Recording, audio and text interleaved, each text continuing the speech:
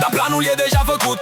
Nici nu simți momentul când ai pierdut. Se joacă lent, dar totul e calculat. Urahara câștigă fără să fie forțat. Sub pălăria verde zâmbește și ret în joc. Un geniu ascuns ce calculează totul pe loc. Cu pași ușori, parcă plutește prin atac, dar mintea lui e arma ce nu dă niciun rate. Un negustor calm, dar cu privire de oțel ascunde planuri grele sub aerul lui rebel. Cu evantaiul pare doar un simplu ghid, dar scoate sabia când jocul devine rigid. Benihime cântă roșu tăind aerul fin. Fiecare mișcare e calculată divin. Nu atacă haotic, nu luptă la noroc. Își prinde adversarii ca într-un subtil joc. Kido și strategie, combinații perfecte. Își învinge dușmanii prin metode indirecte. Se retrage un pas doar ca să lovească tare, transformând orice luptă într-o lecție mare. Bancaiul lui schimbă totul radical. Un chirurg al luptei precis și brutal. Repară și distruge cu aceeași mișcare, făcând din orice haos o artă salvatoare. Nu caută gloria, nici lupte fără sens, dar când intră în joc devine imens. Urahara zâmbește, dar nu te lăsa păcălit. În spatele glumei un monstru bine gândește. Subtil,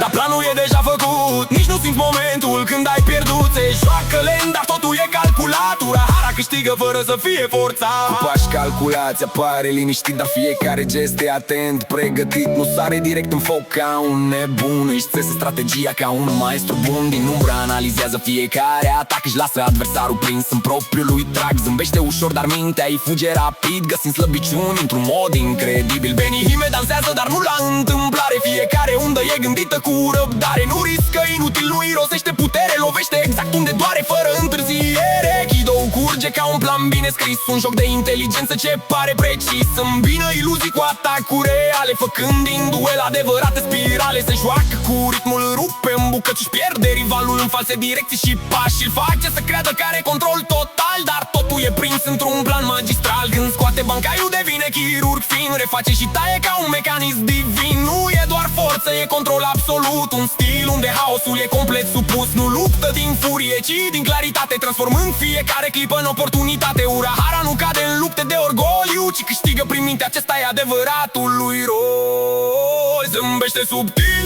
dar planul e deja făcut. Nici nu simți momentul când ai pierdut. Se joacă lent, dar totul e calculat. Urahara câștigă fără să fie forțat.